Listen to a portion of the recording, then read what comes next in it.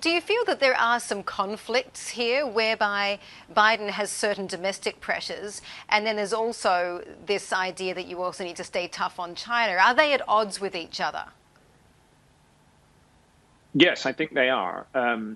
What the US has done traditionally is it's tried to use both its security and economic power to entice allies into its camp. So, for instance, it set up the original TPP trade agreement.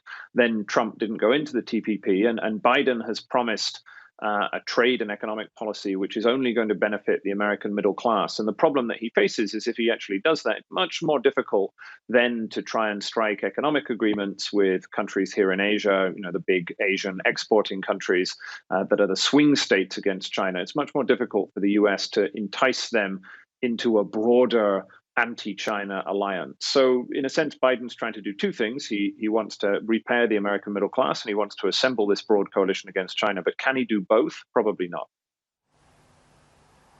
So would you say that, again, very, very early stages, but from what we can extrapolate and guess, will trade policy under Biden actually strengthen China's hand in Asia?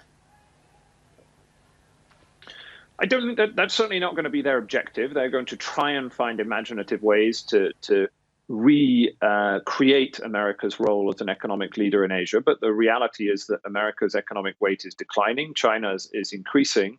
And China is also doing a pretty good job of stealing America's clothes as the protector of free trade in this region. You could see that in President Xi's remarks at Davos. So I think the Americans are going to try, but the problem is that their economic weight in this region is declining. So they're going to have to be quite imaginative. The big question is, are they going to go back into the TPP? I think lots of people in Washington think that they should, but the politics is so difficult, it's not clear if they can.